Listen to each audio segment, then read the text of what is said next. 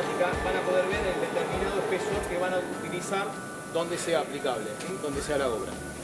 Bien, Santi, si querés anda mezclando, ahora lo explico. Bien, en primer lugar hay una serie de accesorios que van a reforzar lo que es el sistema. Uno de ellos es el perfil de arranque, que es lo primero que vamos a poner en la pared, ¿sí? Hoy no lo vamos a colocar, esto puede estar o no en la obra, sí es una buena opción. ¿Por qué? Porque es lo primero con lo que vamos a conseguir el nivel ideal para empezar a emplacar esa pared, ¿sí? Va más o menos a unos 10 centímetros del piso, las placas no pueden estar en contacto con el piso, con lo cual se coloca a 10 centímetros. Y este perfil en particular tiene lo que decimos que es un cortagota, si lo ven de costado, va a hacer que no escurra el agua hacia adentro y no tengamos ese problema en la terminación inferior del sistema, ¿sí? Muy importante. Luego que tenemos colocado el perfil de arranque, lo que vamos a hacer es pegar las placas de PS al muro, ¿sí? Para esto es muy importante el plomo que tengan en la pared. Cuando estamos hablando de construcción en seco, no hace falta estar pendiente de eso porque el plomo ya lo hemos conseguido desde el OSB, ¿sí? Cuando es una pared de ladrillo, es muy raro que la pared esté en un plomo tan perfecto como para aceptar una placa de PS que no tiene ningún tipo de margen de error del soporte, ¿sí? Con lo cual, muchas veces se puede considerar hacer un grueso fracasado para conseguir el plomo que necesitamos, del espesor que sea necesario, depende qué tan bien o mal esté el plomo de la pared, ¿bien? Y sobre eso vamos a pegar las placas. Las placas se van a pegar, siempre vamos a hablar del mismo producto, que es la base Coat, ¿sí? La base Coat lo que tiene es muchísimo polímero, por lo cual va a tener la propiedad de pegar el EPS al muro y a su vez de revestir luego el EPS en una capa muy fina como ven en esta terminación, ¿sí? Esa es la particularidad y por eso es un producto distinto si se quiere y lo van a ver en mezcla muy parecido a un pegamento de cerámicos o de porcelanato, ¿sí? Tiene esa flexibilidad y esa adherencia. Bien, lo que hizo Santi ahora es mezclar la base Coat, se mezcla exclusivamente con agua. Estos productos vienen embolsados para que solo se mezclen con agua en la cantidad que diga cada fabricante. Y lo que hacemos es colocar la base sobre la placa de PS, idealmente también sobre el soporte, con un doble encolado hecho con una llana dentada, ¿sí? Siempre es importante pasar la llana dentada de manera horizontal en la placa y vertical en el soporte para que quede a mano cruzada, ¿bien?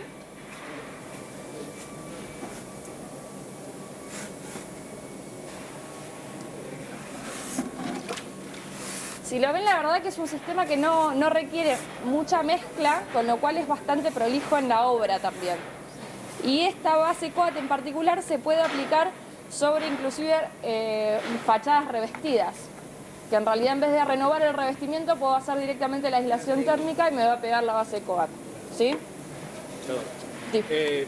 Lo que queda es que se puede aplicar desde obra nueva o de obra existente. Obviamente que cuando hay una obra nueva, se va de antemano, se va a dimensionar, y más en la parte de marcos y ventanas, se va a dimensionar de otra manera, va a ser más cómodo.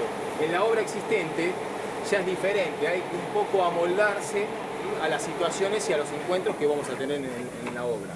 Se puede colocar sobre ladrillo directamente, la placa va a copiar la superficie donde se pega. Si no están enrasados los ladrillos, van a ver que la placa va a empezar, si la van a mirar en diagonal, van a ver esa imperfección, la va a trasladar. Entonces la idea es que o de entrada se tomen en cuenta, se enrasen o haya de alguna otra forma. Sí. Perdóname, quiero acotar algo sobre eso que estás diciendo, Juan. En los casos en que la superficie sea muy irregular, lo que se hace es colocar el base coat directamente como en cordones, un poquito más gruesos, con una consistencia un poco más firme a la que acaba de aplicar él recién, para que pueda tomar esas irregularidades, ¿sí? Es decir, si yo necesito aplicar el sistema sobre una pared como esta, por ejemplo, o más rugosa, yo lo que puedo hacer es colocar en forma de cordones el base coat para poder ajustar con ese cordón que es más gruesito la irregularidad superficial. O cargar la pared, ¿no? O cargar la pared, claro, que entera, sí, siempre. Sí, claro. Hay que ver cuál es el costo-beneficio. Bueno, en cuanto a la colocación de las placas, siempre vamos a empezar desde el cordón inferior hacia arriba, idealmente, y lo que tenemos que hacer son pequeños detalles que va a tener este sistema que van a dar en resultado una pared perfecta. Lo que tenemos que hacer en este caso es trabar las placas, ¿sí? Las placas se ubican exactamente como si fueran ladrillos, con lo cual no me puede coincidir el vértice de una placa con la siguiente. Cuanto menos coincida, mejor. Básicamente esa es la norma. En este caso, bueno, Santi va a pegar otra placa como para que la vean cruzada, cómo queda. Y ahí terminamos la parte de pegado de placa contra la pared. Luego que seca el Bescot, o sea, estamos hablando básicamente el día siguiente, lo más probable, depende siempre del clima cuando hablamos de morteros, se van a hacer los anclajes mecánicos, ¿sí? ¿Por qué se ancla mecánicamente? Porque adicionamos otra sujeción a la pared de la placa. La acción del viento es muy importante cuando estamos poniendo elementos tan livianos sobre una fachada, ¿sí? Con lo cual, siempre podemos tener este efecto de embolsado, con lo cual vamos a contar con estos... ¿Qué? Otra placa, ¿no? No sé. Con este tipo de tarugos, ¿sí? En construcción en seco, la placa no se pega a la pared porque tenemos el tieback antes, con lo cual vamos a perforar directamente con un tornillo y un cabezal. En el caso de construcción tradicional la podemos pegar, con lo cual armamos toda la funda de la casa con el EPS y al día siguiente vamos a colocar estos tarugos. Lo que hacen estos tarugos para ubicarlos es perforar. Imaginen que acá tenemos el EPS ya pegado. Perforo el EPS, sí, perforo el EPS y el soporte del largo de esta arandela. Esta arandela es para una placa de 5 centímetros. Si lo ven, tiene una parte lisa de 5 centímetros y luego está el tarugo. Lo que tiene de bueno es que tiene incorporado el clavo y el tarugo y es todo de PVC, con lo cual no tengo conductividad térmica. Estamos generando una fachada completamente aislada y no tiene ningún punto de puente térmico, ¿sí? Con lo cual se perfora la pared y el EPS se coloca esta arandela y se martilla sobre el clavo directamente y ya está. ¿Bien? Quiero hacer un comentario recién cuando él aplicaba el adhesivo, que justamente en relación a lo que vos decís, cuando lo aplican el adhesivo lo ideal es que quede un borde sin adhesivo para que cuando se presiona sobre la superficie, justamente al presionar el adhesivo, no salga por los bordes de la placa para no generar esos puentes térmicos que ella recién acaba de mencionar. Sí, o se puede limpiar directamente el borde si tienen el error que suele pasar en obra, que es el error del Bescot. Ahora, otro detalle correlativo a lo que venía diciendo ella. ¿Qué pasa si nos queda un espacio entre placa y placa? ¿Qué hacemos? En obra lo suelen rellenar con Bescot o se ponen a cortar pedazos de PS chicos.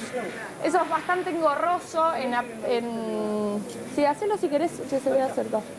Bueno, ahí está, hace a Santi lo de la arandela. Hizo el agujero, pone la espiga. ¿Se ve? ¿Entró?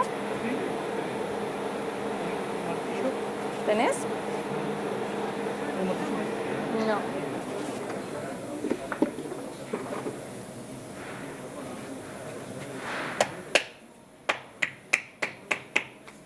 ¿Sí?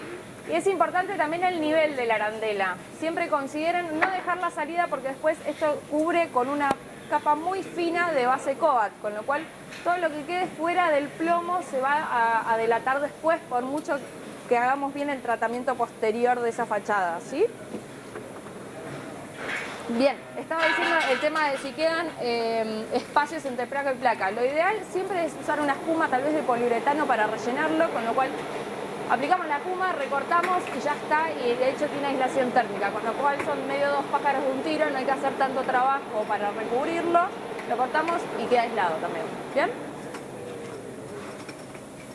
¿O querés agregar?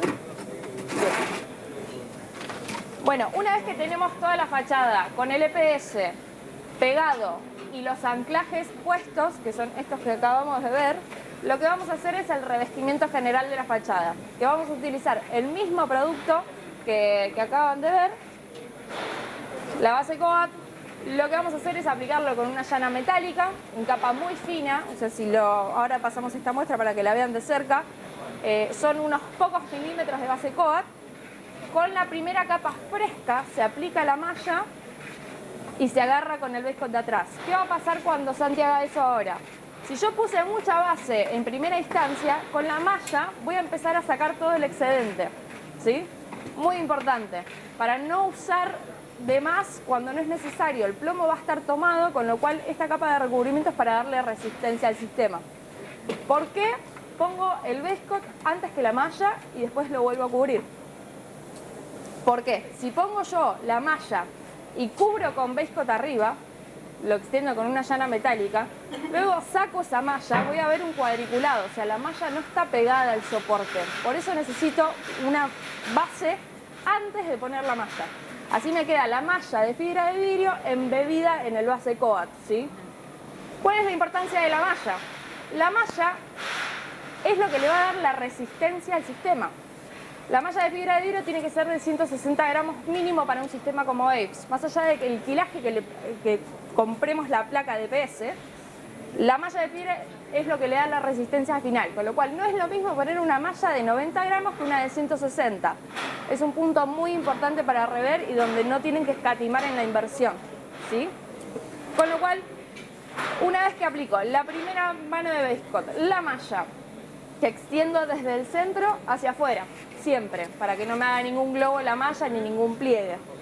Al día siguiente o inclusive en unas horas, dependiendo en qué fachada estén trabajando y del clima, porque son productos que tiran bastante rápido las base coat, pueden hacer la capa final, lo mismo con llana metálica, en capa muy fina solo para cubrir lo que quedó visto de la malla, ¿sí? ¿Qué va a pasar cuando trabajen con la llana metálica? Se van a ver algunos golpes de llana, con lo cual va a empezar a tirar un poquito el producto y después le van a tener que pasar un fieltro para borrar esos golpes de llana y que la fachada quede perfecta. La terminación del base coat es muy fina, es más fina que un fino en sí. Así que después pueden hacer un revestimiento plástico o una pintura. Eso es según gusto. Yo en particular recomiendo mucho el revestimiento plástico porque acá estamos hablando de muy pocos milímetros de terminación. Con lo cual, agregar un revestimiento plástico son 2-3 milímetros más que estoy poniendo en la fachada para cualquier inconveniente que pueda tener en uso después la fachada, ¿sí? Los tarugos más o menos son 8 por metro cuadrado. Lo ideal, si la placa es, ponele de esto 1 metro por 50, hagamos como que esto es una placa grande, lo ideal es poner una en el centro y una en cada esquina. Una en cada esquina con el diámetro que tiene la arandela va a agarrar 3 placas. Que en el caso de que el sistema se quiera mover, va a tender a levantar tal vez la esquina. Con lo cual, si tengo tomada con la arandela esas 3 placas, ya ese riesgo no lo tengo, ¿sí? Bien. Bueno, ahí lo que hizo Santi fue aplicar la malla. Primero pone el base coat y después saca todo el excedente hasta que se vea la malla de afuera. Esa es la primera capa. Y es la más importante porque después la segunda va a ser simplemente para cubrir estéticamente, digamos. De terminar de cubrir la malla. ¿Hay más fino para el interior? ¿Cómo? ¿Hay más fino para el interior, ¿no? ¿A qué te referís? Para hacerlo el revestimiento interior. Este en realidad es... Bueno, dale. Dale. No, en realidad...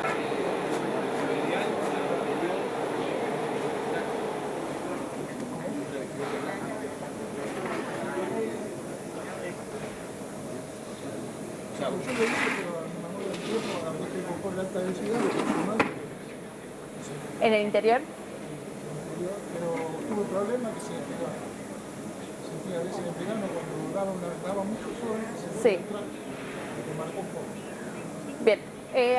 Pero es otro material, ¿verdad? A veces tiene más volumen. Sí, en realidad nosotros por lo menos lo vendemos para exteriores exclusivamente, el Apes en particular. ¿Por qué? Porque le estás poniendo una capa impermeable y por exterior lo que vas a lograr es que no esté afectada la pared al frío o al calor. O sea, estás aislando todo el muro, que es un poco la lógica. Ahí es donde no sucede. Tienen que resistir una amplitud térmica mucho más grande. ¿Cómo? Si lo tenés para exterior, significa que tiene que ser para una amplitud térmica mucho más grande. No, en realidad el cálculo es la temperatura de confort interior y aparte después las temperaturas que tengas afuera. Si esto lo tenés en el muro exterior, Sí. No, porque te hace aislar. Si vos tenés adentro, por ejemplo, vos tenés un bloque de acero. Pero si esto lo tenés de afuera, el bloque está en 20 grados. Buena aislación, pero siempre la amplitud térmica la vas a tener de los dos lados del aislante. Sea adentro o afuera, siempre el salto térmico lo hace el aislante. Como para darte la idea. O sea, está afuera. capaz que hice mal la pregunta. El delta T, para Sí. que este lo soporte y que no se agriete, ¿cuánto sería? Yo tengo mi situación en San Martín de los Andes, yo tengo Ok. 7 grados bajo cero en la noche Sí. y en el día, cara norte, tengo 17, 18 grados. Ujú. Entonces, tengo casi 30 y pico de grados, donde, no, 20 y pico de grados que tiene que soportar el material. Sí. Entonces, si a mí me hacen una cara con un material flexible, se me empieza a agrietar y todo lo demás. Ahora, mi pregunta es, ¿este me lo resiste? Cuando yo tenga la contracción del frío, que se me contrae todo, y después que la esta- dilatación del calor, Sí. y todo esto, esta malla que le estamos poniendo, ¿la Sí. pueden llegar a resistir o recomendaría poner doble malla en la punta? No, es que en realidad el material no estaría afectado, eso es lo que estoy diciendo. Vos cuando tenés contracciones estructurales de muro, por lo que te fisura después lo que le pones arriba, es porque no tenés un material aislante. El ladrillo que tenés o el hormigón que tenés está calentando o enfriando según el clima. Sí, está al exterior. Pero- no, este no fisura. No, y no tenés junta aparte. Ese es el tema. Con las placas de PS y después el base con malla base con no tenés juntas. Te ayudo. ¿Me explico? Es continuo. Perdóname. La punta solapa 10 centímetros. No va a quedar, no te va a quedar una punta abierta de malla. O sea, Nunca. siempre la malla va solapada 10 centímetros. Y mismo en los ¿Entendés? vértices también, que eso capaz que ahora no tenemos el lugar, o sea, que en las aberturas es lo mismo. Claro. Las placas no van con un vértice abierto. Las placas hay que cortarlas y tiene que quedar, digamos, cerrado el vértice para que no fisure. Y a su vez, en lo posible, cruzarle a 45 grados un refuerzo de malla de 200 milímetros, y no sé, 20, 30 centímetros en cada vértice. Bien, lo mismo para las esquinas, existen este tipo de perfiles, son esquineros de PVC con malla de fibra de vidrio para reforzar los puntos débiles, ¿sí? O sea, la esquina en esta fachada o en cualquier otra terminación en general es el lugar donde más golpes van, con lo cual es importante reforzarlo. Esto se pone después de los anclajes y antes de la capa general. Del mismo modo que la malla, voy a poner base coat, el perfil, y lo cubro con base coat. Y después hago la capa general, con lo cual esos puntos van a quedar doblemente reforzados. Este es el esquinero y hay otro que es un goterón, que tiene una solapa para corta-gota para todo lo que son los dinteles, ¿sí? Para que no tengamos el escurrimiento para adentro, la misma lógica que el perfil de arranque. Es igual a este, pero tiene un saliente de PVC que queda visto y después es pintable al revestimiento que le quieran dar a la fachada, con lo cual no se va a ver y va a evitar el tema del escurrimiento, ¿sí? Bien. Bueno, el tema de las mallas es súper importante, lo que mencionaba Juan, siempre un solapado de 10 centímetros entre mallas para no provocar la fisura. Si yo pongo una malla y continúo con la otra acá, se va a marcar sí o sí el base coat por más bueno que sea, ¿bien? No olviden que la malla es el refuerzo real del sistema, lo que le va a dar la resistencia final al impacto, ¿bien? Más o menos ahí estamos. ¿Alguna duda?